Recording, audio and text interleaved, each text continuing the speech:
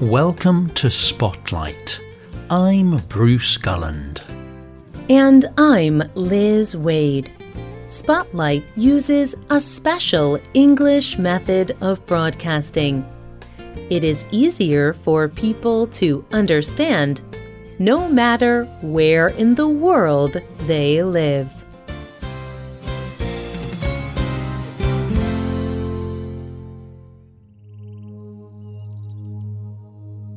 This is a story that Australia's native people tell. Many years ago, the earth was very different. There were no mountains or hills. There was no sea. Then life came suddenly. These were the ancestors. They were spirits in the form of animals, plants, and people. The ancestors traveled across the earth. Because of them, the seas filled with water. Where they stepped, hills and mountains appeared. One of these mountains grew in the middle of the desert. Many of the ancestors lived on this mountain. The local people were called the Ananu. They discovered the place and lived by it too. Today, they call this special place Uluru. Today's spotlight is on this special place, Uluru.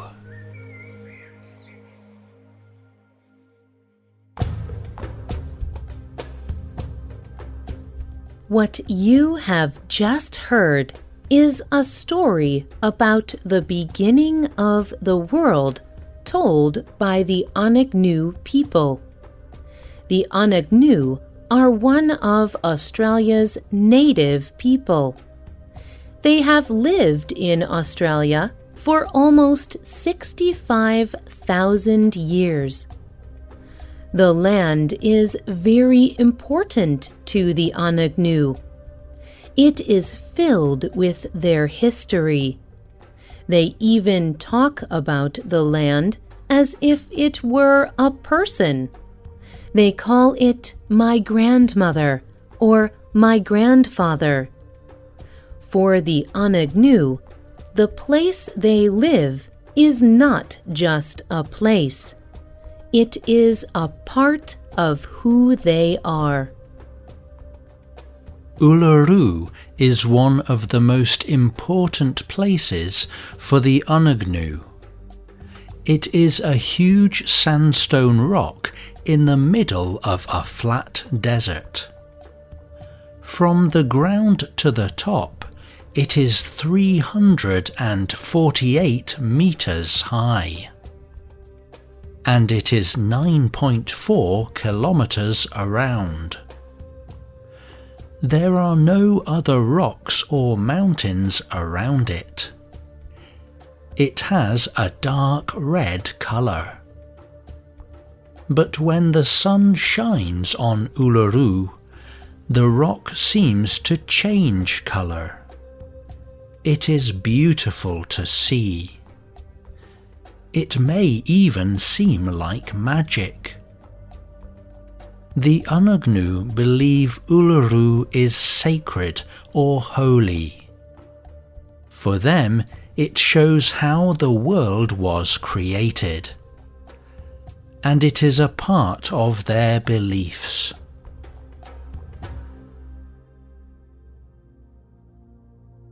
But Uluru is not just important to the Anak. In the 1600s, European settlers sailed to Australia.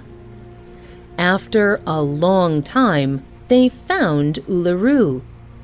They did not know about the Anak people, and they did not understand the Anak religion. The Europeans believed Uluru was just another very beautiful place. Over time, European settlers conquered Australia. They called Uluru by a different name. They called it Ayers Rock, and many of them came to the place so that they could see it. In 1936, people began travelling to Uluru to see it. They were tourists. Many of these people wanted to climb the rock. At this time, Uluru was in a national park, and climbing it became part of visiting. Many Australians were very proud of Uluru. It was one of the most well-known places in their country. It became one of Australia's national symbols. It was an example of what made their country beautiful and special. But watching tourists climb Uluru was painful for the Anak. By Australian law, the Anak did not own the land, but they still believed in their own law. When tourists came to climb Uluru, they were walking on places special to the Anak. In a way, the tourists were even breaking Anak law, and tourists were destroying part of the rock. Pamela Taylor is an Anak leader. She told the BBC, "Tourists are like insects, like ants. They climb up and down every day. Their shoes are scraping away at the rock, little by little. The path is now clear from far away. It was not supposed to be like that."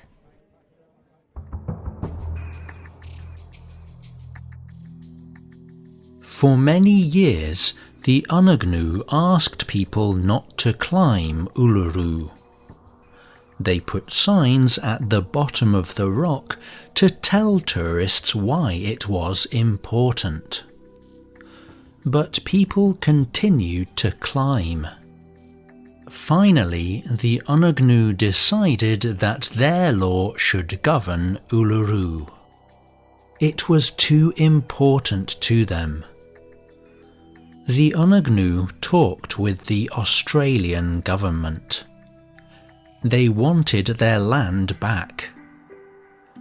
In 1985, they received their land, but they agreed to manage the land with the government. But the Anak also wanted to stop people climbing Uluru. The government did not know what to do. Many people did not want to stop the climbing on the rock, and tourism brought in a lot of money. Some people believed the Anak could even benefit. Maria Bilias is a reporter for Northern Territory News. She writes that it is difficult to make money in that area.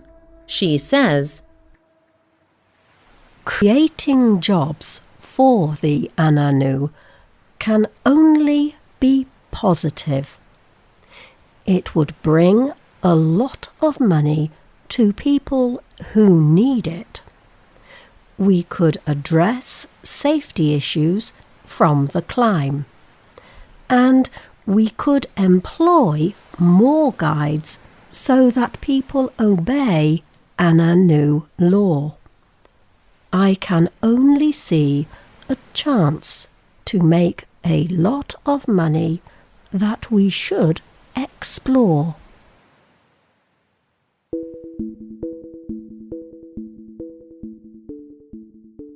But the Anak believe closing the climb will not drive people away.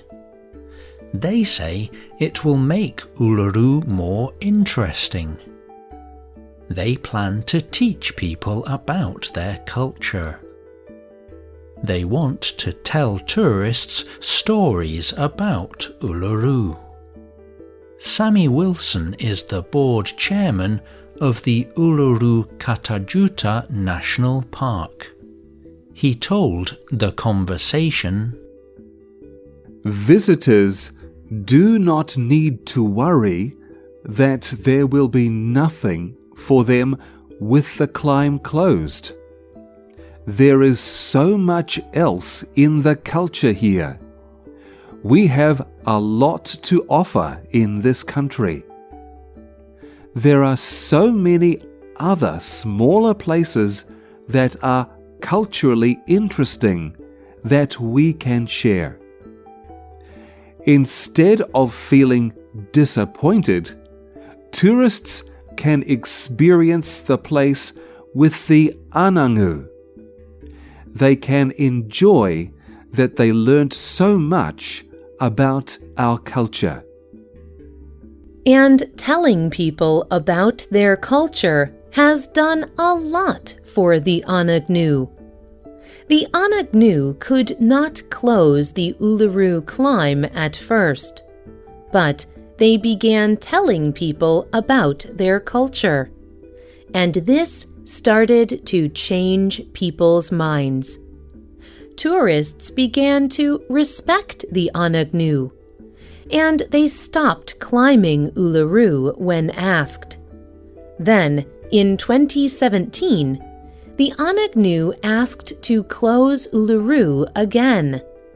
They argued powerfully for their rights. Many other people joined the Anak, and this time, the national park where Uluru sits agreed. The decision made some people angry, but Uluru closed the climb in 2019.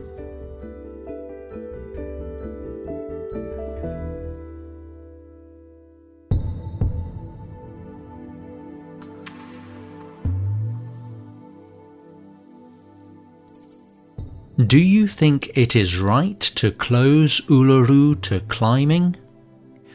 Or do places like this belong to everyone? You can leave a comment on our website or email us at radio@radioenglish.net. You can also comment on Facebook at facebook.com/spotlightradio. The writer of this program was Dan Christman. The producer was Michio Ozaki. The voices you heard were from the United Kingdom, the United States, and New Zealand. All quotes were adapted for this program and voiced by Spotlight. You can listen to this program again and read it on the internet at www.radioenglish.net. This program is called Uluru, a Special Rock. Visit our website to download our free app for Android or Apple devices. We hope you can join us again for the next Spotlight program. Goodbye.